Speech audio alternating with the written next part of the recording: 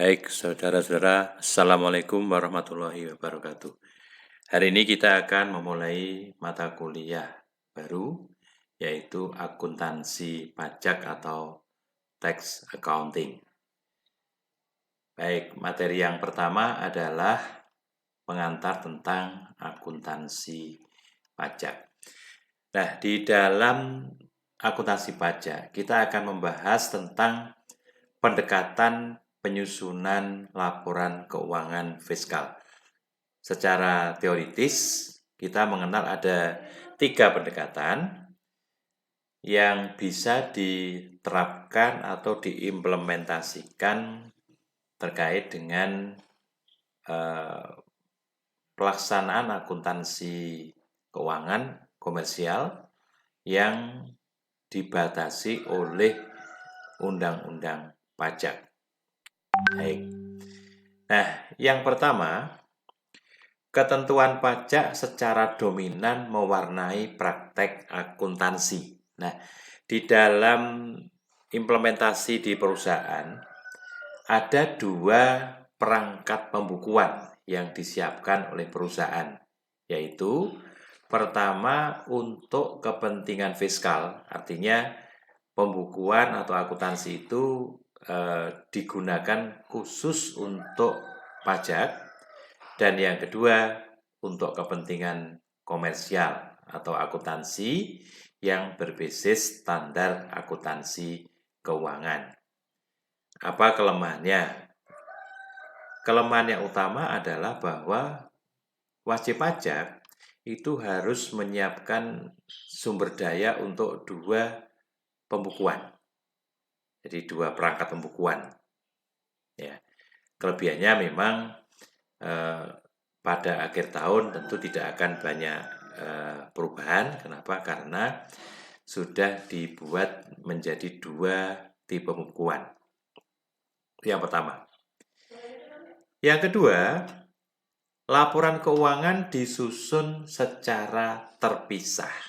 Artinya, laporan keuangan disusun sesuai dengan prinsip-prinsip akuntansi Indonesia, karena tadi Indonesia, ya, yaitu berdasarkan standar akuntansi keuangan, sehingga nanti akan melahirkan laporan keuangan yang berbasis standar akuntansi keuangan atau sering kita sebut sebagai laporan keuangan komersial. Sementara laporan keuangan fiskal disusun secara terpisah di luar proses akuntansi atau di luar proses pembukuan yang sering kita sebut sebagai extra comptable.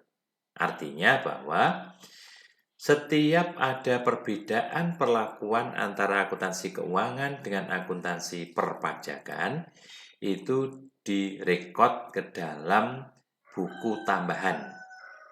Masalah bentuknya seperti apa tergantung pada masing-masing perusahaan. Dalam konteks laporan keuangan ini sering disebut sebagai extra comptable. Lalu yang ketiga, pendekatan yang ketiga adalah ketentuan perpajakan merupakan sisipan standar akuntansi keuangan. Nah, di dalam pendekatan yang ketiga ini, laporan keuangan disusun atas dasar standar akuntansi keuangan. Jadi basis utamanya adalah standar akuntansi keuangan. Tetapi apabila aturan lain di dalam akuntansi komersial, maka preferensi diberikan pada ketentuan pajak. Ambil contoh sederhana begini. Di dalam akuntansi keuangan, kita bebas menggunakan metode penyusutan aktiva tetap atau aset tetap. Ya. Sementara di dalam pajak itu dibatasi hanya menggunakan 2 metode. Ya. Misalnya di akuntansi kita menggunakan metode garis lurus, saldo menurun, atau mungkin jumlah angka tahun, jam jasa, dan sebagainya.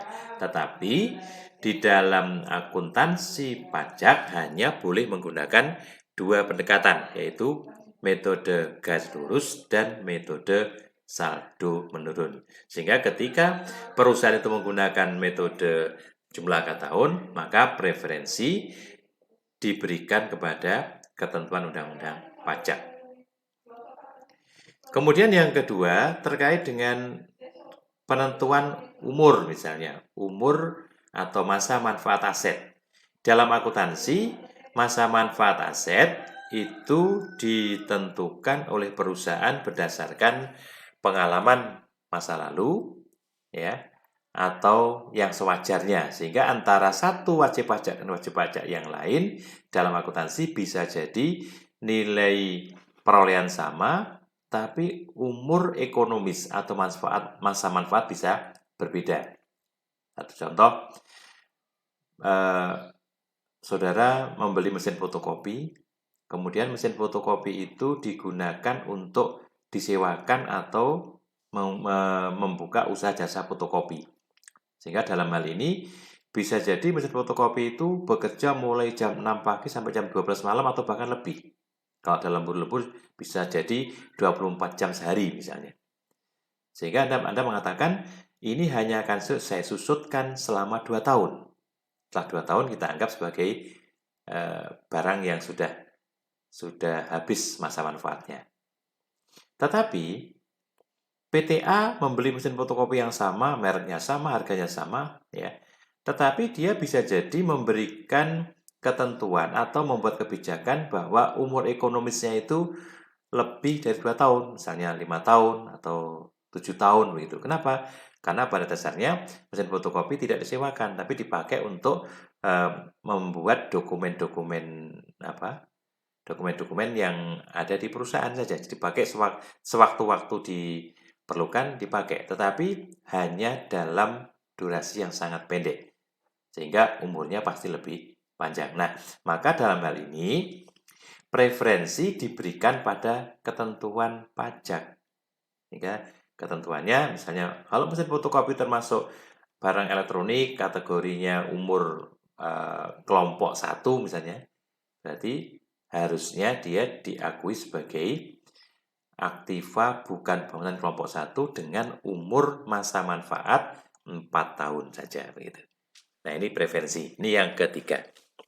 Pertanyaannya, dari ketiga pendekatan itu mana yang dipakai? Terutama dipakai di Indonesia gitu, karena di beberapa negara bisa milih 1, bisa milih 3, atau milih yang kedua gitu. Nah, mari kita lihat bagaimana proses pembukuan yang seharusnya menurut akuntansi komersial dan elektronik pajak yang dilaksanakan terutama di Indonesia. Nah, kalau kita lihat di dalam gambar ini ada buku tambahan namanya ekstra akuntabel. Berarti pembahasan kita nanti lebih diarahkan pada pendekatan yang kedua. Ya, yang kedua. Jadi wajib pajak menggunakan pembukuan berdasarkan akuntansi, tetapi apabila ada perbedaan antara akuntansi dan pajak, maka perbedaan itu dicatat ke dalam buku tambahan, namanya ekstra akuntabel. Mari coba kita lihat bagaimana prosesnya. Setiap transaksi bisnis yang dibuktikan dengan adanya dokumen transaksi, setelah dianalisis melalui proses akuntansi yang benar, kemudian dicatat pertama kali pada buku jurnal. Nah, proses nyatatnya namanya apa? Penjurnalan atau journalizing, begitu ya. Nah, setelah dicatat jurnal, kemudian diposting ke buku besar. Diposting ke buku besar atau diakunkan ke buku besar. Nah, peristiwa mengakunkannya disebut dengan posting, ya, posting atau pengakunan. Gitu. Kemudian dari buku besar, setiap periodik akan diringkas ke dalam neraca saldo atau trial balance. Ya. Kemudian, karena di dalam angka-angka yang ada pada neraca saldo itu belum semuanya menunjukkan saldo yang tepat atau saldo sesuai dengan yang senyatanya, maka pada akhir periode itu akan dilakukan proses penyesuaian. Prosesnya disebut atau jurnal yang dipakai untuk mencatat adanya penyesuaian adalah jurnal penyesuaian. Kemudian dari situ baru bisa disusun laporan keuangan, neraca atau laporan posisi keuangan, kemudian laporan laba rugi, laporan perubahan ekuitas, laporan arus kas, ya, dan laporan-laporan yang lain yang standar. Baru pada akhir tahun dilakukan penutupan buku besar, yaitu untuk menutup rekening-rekening atau akun-akun nominal ke akun real, begitu ya. Nah, ini proses akuntansi standar. Kemudian bagaimana menurut akuntansi pajak? Nah, di dalam pajak tadi, karena kita menggunakan konsep penyusunan laporan keuangan berbasis standar akuntansi keuangan, maka pada akhir tahun akan dilakukan rekonsiliasi fiskal.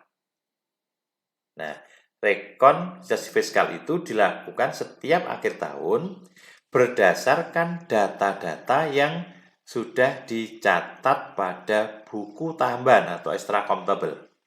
Ya. Jadi, dari dokumen transaksi misalnya, dokumen transaksi ini lalu akan direkap beberapa yang berbeda dengan akuntansi keuangan dalam buku tambahan. Kemudian pada akhir tahun ketika kita akan melakukan rekonsiliasi fiskal, itu kita akan menggunakan data-data yang ada pada buku tambahan atau buku ekstra contable. Nah, bagaimana prosesnya? Prosesnya adalah laporan keuangan menurut akuntansi komersial itu disesuaikan agar menjadi laporan laba atau rugi menurut fiskal.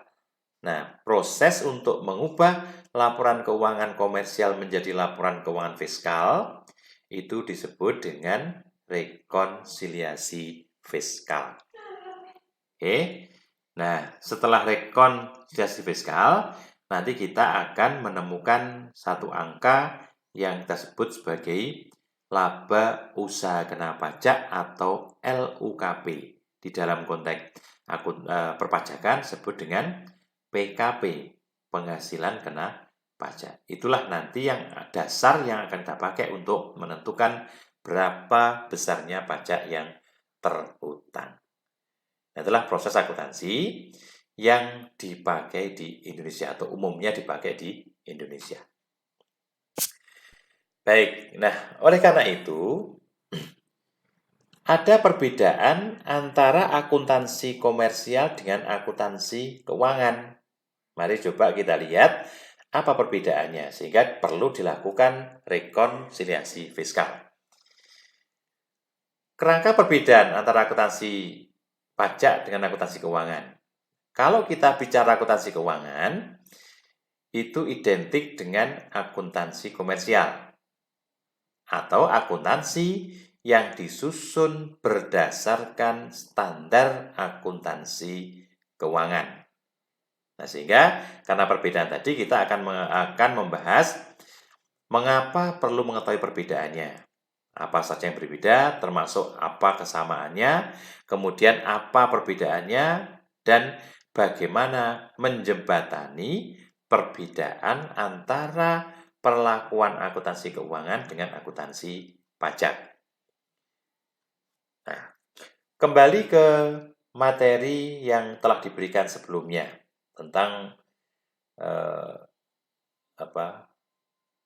pemungutan pajak. Kita menggunakan apa disebut dengan self-assessment system.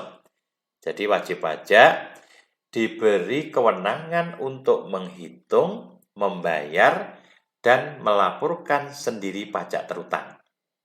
Oleh karena itu, dalam menentukan itu, perusahaan diwajibkan menyelenggarakan pembukuan atau akuntansi. Dalam beberapa kasus, perusahaan tidak pembukuan tapi pencatatan ya, bukan pembukuan. Oke, nanti saya kira Anda sudah pernah membahas ini ya di mata kuliah sebelumnya di akuntansi di perpajakan 2. Baik. Nah, kemudian pembukuan itu untuk apa sebetulnya? Pertama dalam kaitannya dengan pajak penghasilan badan. Kalau pajak penghasilan badan, berarti kita akan menghitung berapa besarnya PPh terutang badan dalam 1 tahun. Maka konsep di dalam pasal 28 Undang-Undang tentang KUP, penghitungannya itu dilakukan dengan menggunakan proses akuntansi yang penuh. Artinya, seluruh proses akuntansi itu dicatat di dalam sebuah sistem akuntansi yang standar. Nah, dari sistem akuntansi itu nanti akan menghasilkan laporan keuangan dan laporan keuangan itu akan dipakai untuk menghitung atau membuat SPT tahunan PPh. Tentunya di laporan keuangan sebagaimana telah dijelaskan di muka tadi dilakukan rekonsiliasi fiskal. Ini tahunan ya.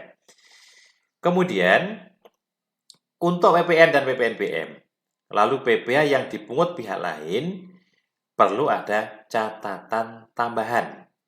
Nah, catatan tambahan ini nanti akan dipakai untuk menyusun laporan pajak massa. Misalnya PPh pasal 23 misalnya, tentang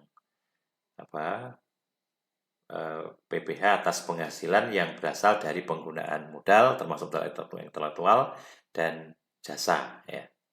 Nah, ini dilaporkan dalam SPT masa pajak. Dari SPT masa pajak ini, dasar yang dipakai adalah catatan tambahan atau ekstra kontabel. Baik. Nah, kemudian pada pasal 28 Undang-Undang KUP menyebutkan bahwa wajib pajak mempunyai kewajiban untuk melakukan pembukuan. Lalu apa tujuannya begitu ya? Nah, kalau kita lihat dari akuntansi komersial, dasar utama pembukuan itu adalah anggaran dasar. Anggaran dasar PT gitu ya. Apa tujuannya? Dari laporan keuangan itu dipakai untuk pertanggungjawaban dan pengambilan keputusan ya, oleh manajemen ya. Nah, karena itu di dalam konteks pembukuannya itu harus berdasarkan pada standar akuntansi keuangan atau PSAK dan anggaran dasar perusahaan, di mana anggaran dasar telah disusun berdasarkan Undang-Undang tentang PT. Nah, kemudian standar akuntansi keuangan itu disusun oleh suatu dewan di bawah IAI, namanya DSAK, Dewan Standar Akuntansi Keuangan, dan Bapepam LK, Badan Pengawas Pasar Modal dan lembaga keuangan lainnya. Jadi tadi tujuan utamanya apa? Untuk pertanggungjawaban manajemen kepada pemilik dan sekaligus untuk pengambilan keputusan. Nah, sementara di dalam perpajakan, kewajiban pembukuan itu digunakan untuk menghitung pajak terutang, baik PPh, PPN maupun PPNBM. Nah, dasarnya apa? Dasarnya adalah undang-undang dan peraturan perpajakan di bawahnya, misalnya undang-undang PPh, kemudian undang-undang pajak yang lain, lalu keputusan Menteri Keuangan, keputusan Dirjen Pajak dan sebagainya. Nah, di mana undang-undang dan peraturan ini disusun oleh DPR dan pemerintah. Undang-undang DPR, kemudian yang PMK disusun oleh pemerintah, dalam hal ini disusun oleh Menteri Keuangan. Nah, itulah perbedaan pembukuan menurut konsep akuntansi komersial dan akuntansi pajak. Nah, oleh karena itu, di dalam memahami tentang akuntansi pajak, perlu kita diskusikan tentang apa persamaan dan apa perbedaan akuntansi keuangan dan akuntansi pajak. Dalam pasal 28 ayat 4 Undang-Undang Nomor 28 Tahun 2007, pembukuan itu diselenggarakan dengan cara atau sistem yang lazim di Indonesia, di mana Indonesia pakai standar SHK gitu kan, kecuali undang-undang menentukan lain. Artinya bahwa di dalam Undang-Undang Pajak pasal 28 Undang-Undang KUP itu tidak mewajibkan wajib pajak membuat pembukuan sendiri tentang pajak, tetapi mengikuti sistem akuntansi yang lazim dipakai.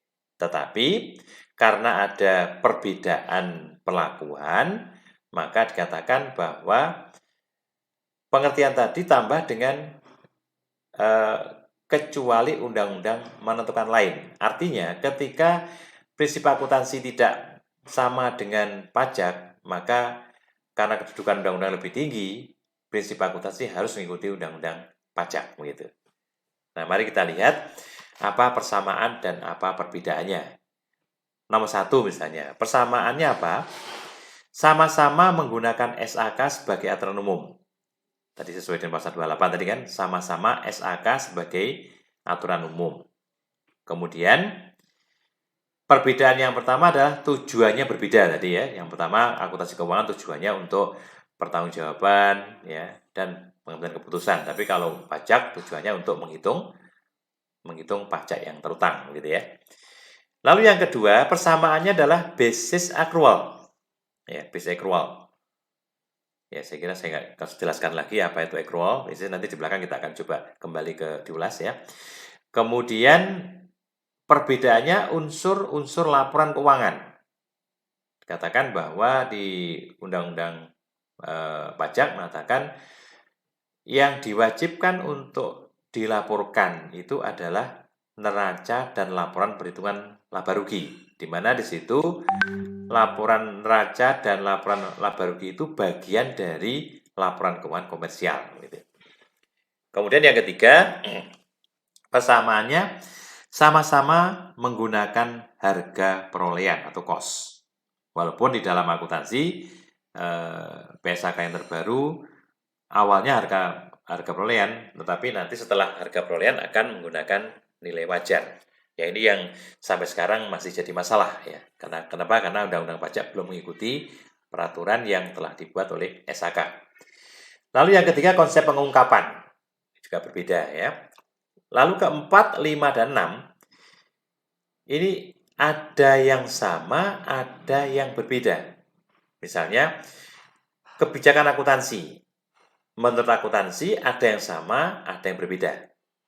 Pengakuan penghasilan, pengakuan beban atau biaya, juga ada yang sama, ada yang berbeda. Nanti kita akan diskusikan apa persamaannya dan apa perbedaannya. Oke, baik. Yang pertama, persamaan antara akuntansi keuangan dan akuntansi pajak. Pertama adalah sama-sama menggunakan basis accrual atau accrual basis. Nah, berdasarkan basis accrual itu, maka seluruh penghasilan yang diperoleh, baik yang dibayar tunai maupun yang belum dibayar atau dalam bentuk piutang, ini menjadi penghasilan baik akuntansi maupun pajak. Ini sama persis. Kemudian yang kedua, beban. Seluruh biaya yang terjadi, baik yang sudah dibayar tunai maupun yang belum dibayar. Ini accrual ya. Misalnya pada akhir Desember kita sudah menggunakan listrik pada bulan Desember, tapi listrik itu akan kita bayar pada awal bulan berikutnya atau pada bulan Januari, paling lambat tanggal 20 Januari. Nah, maka walaupun uang belum kita keluarkan, tapi sudah terutang. Nah, dalam konteks akuntansi, sama-sama pada akhir tahun harus membuat pengakuan tentang beban listrik. Karena belum dibayar, timbullah utang beban listrik. Nah, ini akuntansi dan pajak sama-sama gitu ya, sama-sama menggunakan basis akrual penuh. Kemudian dalam harta, pembebanan biaya untuk harta yang dapat disusutkan hanya melalui penyusutan atau amortisasi. Artinya ketika perusahaan mengeluarkan uang untuk kepentingan pembelian aset tetap maupun aset tak tetap, tak tampak gitu kan, atau tak berwujud begitu, maka tidak boleh langsung dibebankan pada saat pengeluaran, tetapi sama-sama dikapitalisasi menjadi aset terlebih dahulu, kemudian pembebanannya ke laporan laba rugi melalui penyusutan maupun amortisasi. Nah, itulah penggunaan basis accrual baik dipakai dalam akuntansi maupun di dalam pajak. Kemudian yang kedua, sama-sama menggunakan konsep harga perolehan. Ini persamaan ya, sama-sama menggunakan konsep harga perolehan. Jadi, konsep harga perolehan adalah pencatatan dan pelaporan transaksi berdasarkan harga yang tercantum pada dokumen. Artinya, pencatatan awal ketika kita membeli suatu aset itu harus diakui sebesar harga transaksi atau harga pertukaran yang umumnya tercantum pada dokumen, apakah faktur, nota, atau mungkin dalam bentuk kwitansi. Sehingga pada waktu kita bicara transaksi pembelian berarti harga beli, pada waktu kita bicara transaksi penjualan berarti harga jual. Ini sama-sama menggunakan konsep harga perolehan, tetapi pajak tidak konsisten. Mengapa demikian? Ada beberapa aturan lain yang membatasi tentang pengakuan yang bebas namanya amleng transaction gitu ya. Kenapa? Karena di dalam pajak itu ada aspek yang disebut dengan hubungan istimewa. Jadi hubungan istimewa itu hubungan di antara dua pihak yang mempunyai keterkaitan, baik antara saudara atau mungkin kepemilikan, penguasaan gitu ya. Nah, maka akan menimbulkan satu perbedaan tentang harga ya. Nah, oleh karena itu di dalam pajak tidak konsisten artinya apa? Artinya ketika transaksi itu ada pihak-pihak atau transaksi dilakukan di antara dua pihak yang mempunyai hubungan istimewa, maka konsep tentang harga perolehan tidak berlaku. Tapi kita gunakan apa? Menggunakan harga pasar. Contoh sederhana begini. PTA dan PTB itu tidak ada hubungan apa-apa. Tidak ada hubungan istimewa. Terpisah sama sekali. PTA menjual kepada PTB aset tetap senilai 100 juta, kemudian karena tawar-menawar, maka deal-nya adalah 95 juta. Maka ketika terjadi transaksi demikian, bagi PTA penjual itu akan mencatat adanya penghasilan 95 juta, sementara bagi pembeli akan mencatat harga beli atau harga perolehan sebesar 95 juta, sama gitu ya. Karena apa? Tidak ada hubungan istimewa. Tetapi apabila PTA dan PTB itu ada hubungan istimewa, PTA adalah pemegang saham PTB atau sebaliknya, berarti ada hubungan istimewa begitu. Nah, sehingga ketika ada transaksi pada waktu PTA dan PTB itu tidak ada hubungan istimewa, tadi harganya 95 juta, ketika transaksi terjadi di antara AB yang ada hubungan istimewa, maka harga bisa jadi diberikan dalam jumlah yang lebih rendah. Misalnya diberi harga 75 juta rupiah. Padahal kepada pihak luar tadi berapa? 95 juta rupiah. Nah, ini karena ada hubungan istimewa. Maka dalam hal ini, akuntansi tidak ada masalah. Di akuntansi tetap catat 75 juta. Tapi dalam pajak harus dicatat sebesar nih harga pasar. Harga pasarnya berapa? Harga pasarnya katakanlah sama-sama 95 juta misalnya. Nah, maka dalam konteks ini kalau ada istimewa, yang dipakai nanti bukan harga perolehan, tetapi harga pasar atau nilai pasar. Saya contohkan yang lebih konkret. Pada tanggal 25 Mei 2019, PTX menjual sebuah aktiva yang dibeli tahun 2011 kepada PT Lambada. Direktur PT Lambada merupakan pemegang saham mayoritas PTX, berarti ada hubungan istimewa. Disepakati dan ditandatangani kwitansi harga beli sebesar 40 juta, sementara harga pasar mesin adalah 50 juta. Maka pengakuan harga beli mesin ada sebagai berikut. SAK tetap 40, SAK. Tetapi pajak harus diakui 50. Kapan pengakuannya? Secara akuntansi tetap sama ya, 40 ya. Tapi nanti pada akhir tahun, ketika dilakukan rekonsiliasi fiskal, maka akan ada koreksi fiskal terhadap harga penjualan, baik PTX maupun pembeli atau penjual gitu ya, PT atau yang membeli gitu ya. Nah, inilah konsep tentang harga perolehan di dalam akuntansi pajak dan akuntansi keuangan, di mana secara umum sama, tetapi ada sedikit perbedaan karena apa? Ada pasal-pasal lain yang harus diikuti. Gitu. Baik. Kemudian yang lain adalah perbedaan tentang komponen laporan keuangan. Nah, dalam akuntansi keuangan atau berdasar SAK, laporan keuangan terdiri dari neraca. Kalau misalnya kita bicara SAK etap, neraca begitu. Tapi kalau kita bicara SAK IFRS, nanti namanya apa? Laporan posisi keuangan gitu. Kemudian laporan laba rugi etap. Kalau kita bicara perusahaan yang full IFRS namanya apa? Laporan laba rugi dan penghasilan komprehensif lainnya. Silakan nanti dicek lagi ya. Kemudian laporan arus kas dan catatan atas laporan keuangan. Ini menurut akuntansi keuangan. Sementara untuk pajak, neraca, perhitungan laba rugi, dan penjelasan laporan keuangan atau CLK namanya gitu. Dan saya katakan bahwa laporan keuangan pajak ini adalah bagian dari laporan keuangan menurut SAK.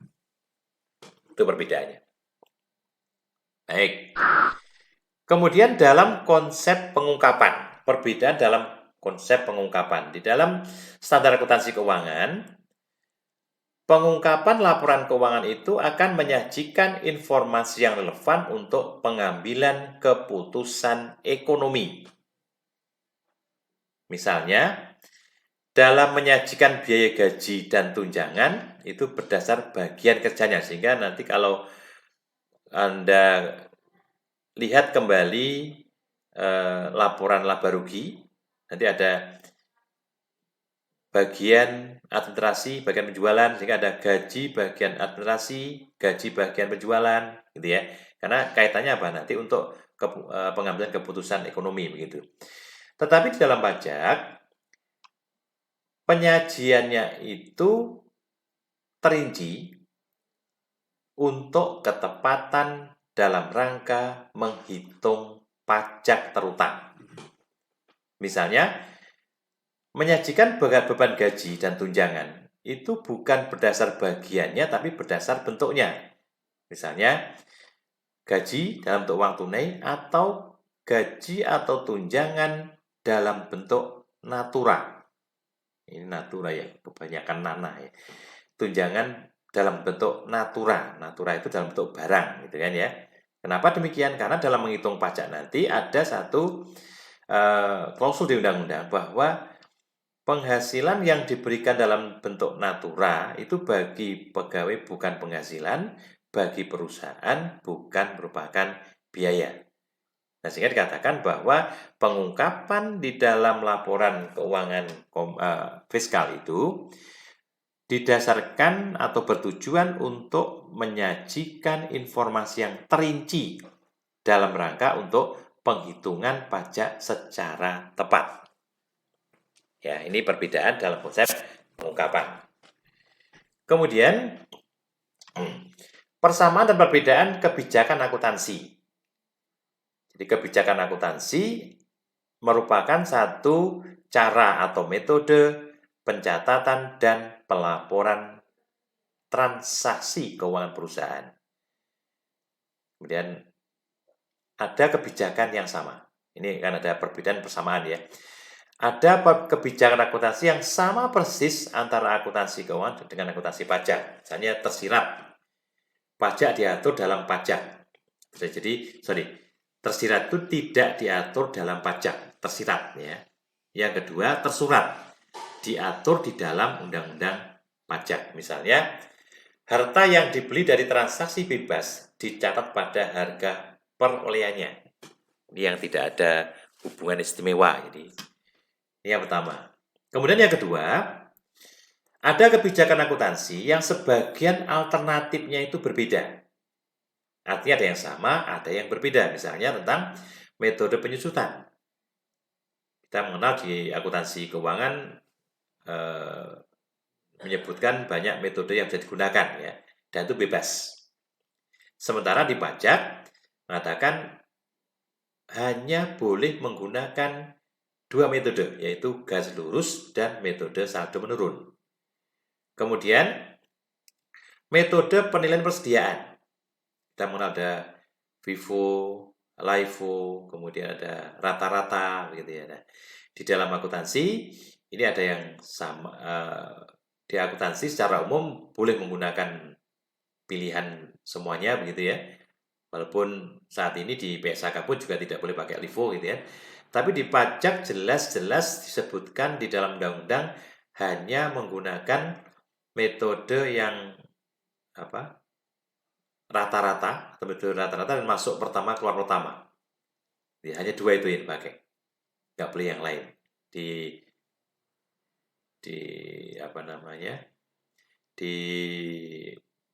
akuntansi boleh menggunakan yang lain ya. Kemudian metode penghapusan piutang di dalam akuntansi keuangan kita diwajibkan untuk menggunakan metode cadangan. Artinya tiap akhir tahun harus mengakui adanya kerugian piutang walaupun belum terjadi piutang tak tertagih dengan konsep taksiran gitu ya. Tapi di dalam Undang-Undang Pajak menyebutkan bahwa piutang yang boleh dihapus itu harus memenuhi syarat tertentu. Tapi kecenderungannya bahwa di dalam pajak itu cenderung untuk menggunakan metode langsung, bukan metode cadangan. Namanya direct write-off. Tapi dalam klausul menyebutkan bahwa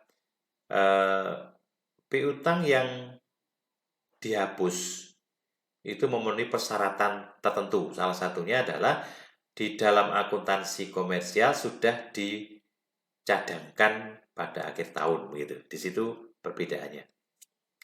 Baik. Lalu yang ketiga, ada kebijakan akuntansi yang berbeda sama sekali. Jadi betul-betul berbeda sama sekali. Misalnya pengakuan harta yang diperoleh dengan leasing atau sewa guna usaha. Itu berbeda sama sekali antara akuntansi dengan pajak. Ini pembahasan lebih lanjut nanti dilakukan pada materi akhir ya. Oke, baik. Kemudian persamaan dan perbedaan pengakuan penghasilan. Persamaannya dalam pengertian yaitu penghasilan adalah peningkatan kemampuan atau manfaat ekonomis. Pasti sama dalam akuntansi dan pajak. Kemudian pengakuan penghasilan pun berdasarkan basis accrual. Jadi mengakui baik penjualan tunai maupun penjualan yang tidak tunai. Tapi perbedaannya ada satu, ada penghasilan yang diakui dalam laba usaha, tetapi tidak dihitung dalam laba usaha kena pajak. Jadi di akuntansi keuangan diakui sebagai penghasilan. Tetapi menurut Undang-Undang Pajak, ketika kita menghitung PBA terutang akhir tahun, itu dikeluarkan. Tidak termasuk kategori penghasilan yang akan digabungkan dalam rangka untuk menghitung PPh badan. Misalnya, penghasilan yang dikenakan pajak final. Contoh, bunga bank, pendapatan yang berasal dari bunga bank. Ya. Laba atas transaksi saham di bursa. Keuntungan karena pengalian harta berupa tanah atau bangunan. Dan masih banyak yang lain.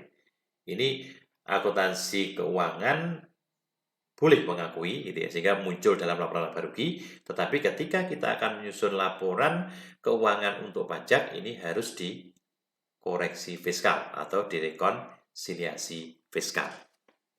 Lalu yang kedua, ada penghasilan yang diakui dihitung dalam laba usaha kena pajak, tapi tidak dihitung sebagai penghasilan dalam laba usaha kena pajak. Misal sumbangan. Sumbangan yang dimaksud sumbangan yang ada hubungan istimewa gitu ya. Jadi saya ulangi, ada penghasilan yang diakui atau dihitung dalam laba usaha kena pajak, tetapi tidak dihitung sebagai penghasilan dalam laba usaha SAK. Contoh misalnya PTA ini mendapat sumbangan dari PTB, di mana PTA dan PTB ini satu pemilikan atau ada hubungan istimewa gitu. Ya. Maka ketika dia akan mencatat secara akuntansi keuangan, tentu nyatanya standar ya, debit. Kalau yang diterima akibat tetap berarti debit aset tetap, kemudian kreditnya adalah modal sumbangan, sama ya, dua-duanya sama gitu ya. Tetapi apabila antara PTA dan PTB itu punya hubungan istimewa, maka pada akhir tahun sumbangan yang diterima dari PTB tadi itu harus diakui sebagai penghasilan. Namanya penghasilan sumbangan dari induk perusahaan atau anak perusahaan. Itu diakui sebagai penghasilan yang nanti akan kena pajak. Tapi secara akuntansi keuangan nyatanya sama ya, sama-sama modal donasi atau modal sumbangan. Nah, inilah persamaan dan perbedaan dalam pengakuan penghasilan. Kemudian yang lain, persamaan dan perbedaan dalam pengakuan beban atau biaya. Nah, di dalam akuntansi keuangan dan pajak sama-sama menggunakan konsep beban ya atau biaya.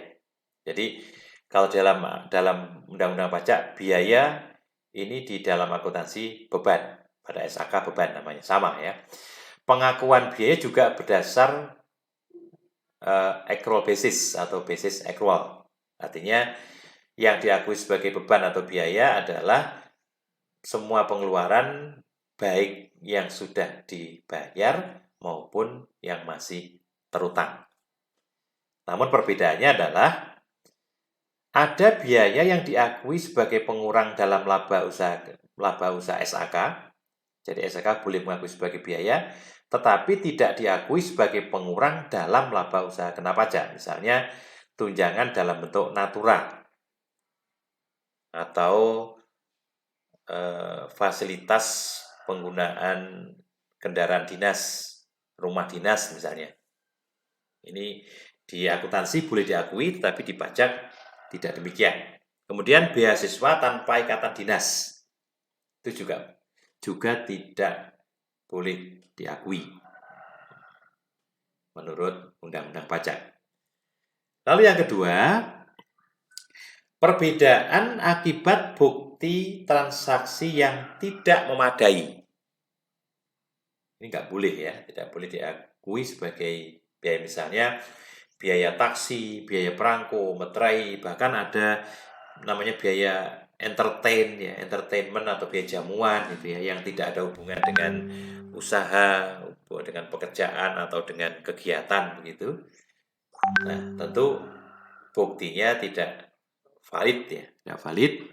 Nah, maka dalam hal ini biaya-biaya demikian walaupun akuntansi boleh diakui sebagai biaya, tapi dalam pajak tidak boleh diakui sebagai biaya fiskal. Nah, oleh karena itu, Ketika kita akan melakukan akuntansi pajak, bagaimana kita menyelenggarakan akuntansi pajak? Pertama-tama, prosedurnya adalah memilih kebijakan akuntansi. Apa yang mau dipakai? Apakah kita pakai akuntansi keuangan, full, kemudian yang lain, ya, atau kita pakai kombinasinya, ya, atau kita langsung pakai akuntansi yang masuk unsur pajak ke dalamnya, gitu. Itu pilih, ya, pilih. Nah, tadi dalam pembahasan kita menggunakan akuntansi keuangan terlebih dahulu, gitu ya. Jadi tetapkan proses akuntansi. Jadi yang kedua menetapkan proses akuntansi dengan cara mendahulukan menyusun laporan menurut standar akuntansi keuangan. Kemudian lakukanlah rekonsiliasi fiskal pada akhir tahun. Dan yang kelima, menyusun laporan-laporan pajak. Inilah bagaimana kita menyelenggarakan akuntansi pajak.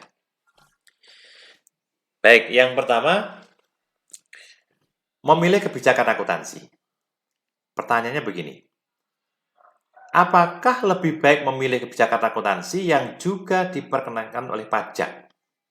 Artinya, kita membuat kebijakan akuntansi yang sekaligus menurut undang-undang pajak itu diperbolehkan. Nah, dalam memilih itu ada beberapa pertimbangan. Pertama adalah dampak terhadap LUKP, dampak terhadap laba usaha kena pajak. Jadi, apakah diperoleh penundaan pembayaran pajak? Jadi kalau kita menggunakan konsep pajak itu, apakah ada manfaat dengan memperoleh penundaan bayar pajak apa tidak? Nah, kalau tidak, ya kita kembali ke akuntansi, tidak pakai pajak gitu. Yang kedua, dampak terhadap efisiensi pembukuan. Apakah akan menyederhanakan kegiatan? Kalau tidak, nggak usah gitu ya. Kenapa? Karena nggak ada manfaatnya sama sekali. Apakah akan mempercepat proses? Kalau iya lakukan, kalau tidak jangan. Ya. Yang ketiga, apakah mudah untuk mentrasir kembali? Atau apakah ada kemudahan untuk menelusur kembali atas suatu transaksi keuangan gitu, atau dari hasil pencatatan ke dokumen transaksi. Kalau ketiga-tiga memenuhi berarti akan memberikan dampak terhadap efisiensi pembukuan, maka layak kalau dipilih. Dan yang ketiga, dampak terhadap laporan keuangan SAK. Pertanyaannya adalah, apakah dengan memasukkan unsur pajak ke dalam akuntansi keuangan itu akan lebih informatif atau apakah lebih realistik apa tidak? Ambil contoh sederhana begini. Kalau sebuah perusahaan mempunyai aset berupa gedung atau bangunan, tentu desain bangunan itu umurnya panjang. Bisa sampai 40 tahun, bahkan 50 tahun, bahkan 100 tahun begitu. Nah, tetapi di dalam Undang-Undang Pajak menyebutkan bahwa aset berupa bangunan permanen itu masa manfaatnya ditetapkan 20 tahun. Ya, 20 tahun. Artinya kalau tanah atau tanah bangunan itu katakanlah nilai 1 miliar begitu, bangunannya saya tidak termasuk tanah, maka penyusutan bangunan tiap tahun adalah 1 miliar dibagi 20 atau 50 juta rupiah per tahun. Berarti setiap tahun akan dibebani dengan beban penyusutan 50 juta terus sampai dengan tahun ke-20. Nah, tahun ke-21 penyusutannya 0, menjadi 0. Padahal bangunan itu masih bagus, bahkan belum rusak sama sekali, masih dipakai secara operate dengan lancar gitu, tidak ada masalah apa karena bangunan bentuknya seperti itu, ya. Nah, sehingga pada tahun ke-21 dan seterusnya itu bangunan masih memberikan kontribusi kepada menghasilkan barang atau jasa dan keuntungan tentunya gitu, tetapi dibebani dengan penyusutan 0%, biayanya 0%, mungkin hanya biaya pemeliharaan saja yang ada, tapi dari harga perolehan tidak ada biaya apa-apa. Nah, pertanyaan begini, apakah itu realistik apa tidak gitu ya? Ini pertanyaannya. Nah, ini jadi masalah kan gitu ya. Maka pilihannya adalah kalau menganggap bahwa itu lebih informatif, lebih realistik, nah itu dilakukan. Tapi kalau tidak, ya jangan. Artinya ketika kita memilih kebijakan akuntansi itu, pertimbangkanlah mulai dari dampak terhadap LUKP, dampak terhadap efisiensi, maupun dampak terhadap laporan keuangan sendiri. Apakah dari laporan yang dihasilkan itu bisa memberikan pertimbangan yang layak, ya, logis, informatif, dan realistik kepada para pengguna laporan keuangan di dalam membuat satu keputusan ekonomi. Itu yang pertama. Yang kedua, menetapkan proses akuntansi. Di dalam konteks kembali ke tadi, kita milih yang kedua tadi bahwa di dalam Undang-Undang Pajak itu tidak menyebutkan keharusan untuk membuat laporan tersendiri atau membuat pembukuan tersendiri. Berarti pembukuannya menggunakan satu proses saja. Bagaimana caranya? Pertama adalah menyelenggarakan proses akuntansi utama atau proses akuntansi keuangan sebagai proses utama. Kemudian yang kedua, menyelenggarakan pencatatan tambahan untuk penghitungan LUKP. Ini saudara bisa lihat kembali bila selesai di muka tadi tentang gambar proses akuntansi itu. Jadi setiap perbedaan perlakuan antara akuntansi pajak dengan akuntansi keuangan itu dicatat pada buku tambahan atau pencatatan tambahan namanya ekstra akuntabel tadi.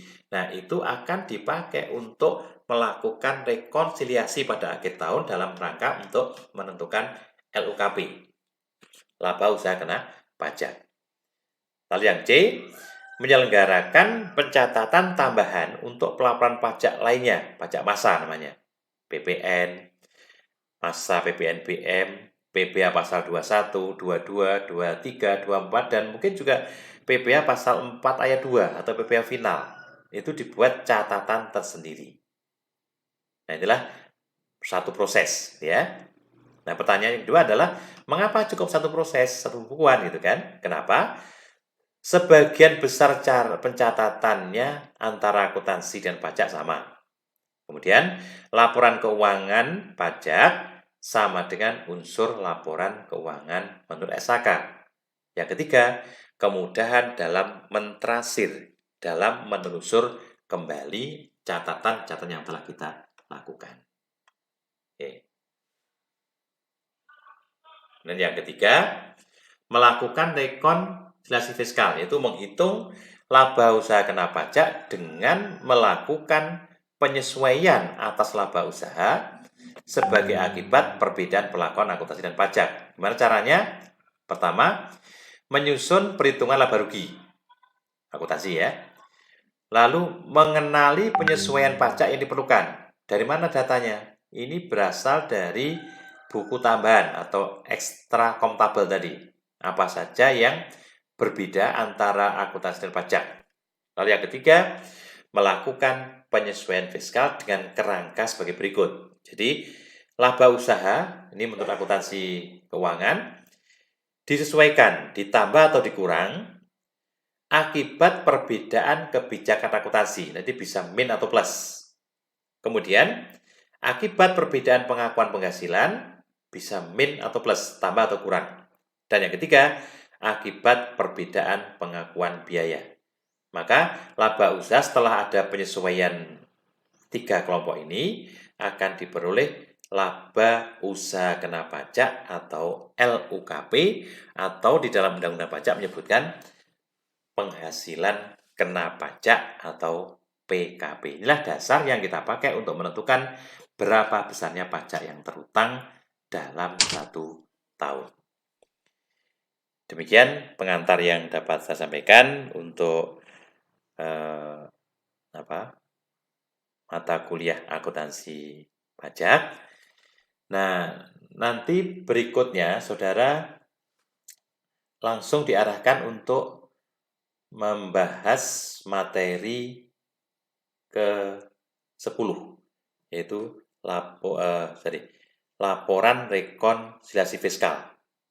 Di materi ke-10, silahkan nanti dilihat materi ke-10, kemudian dengarkan atau simak tutorial yang telah saya upload di Google Classroom.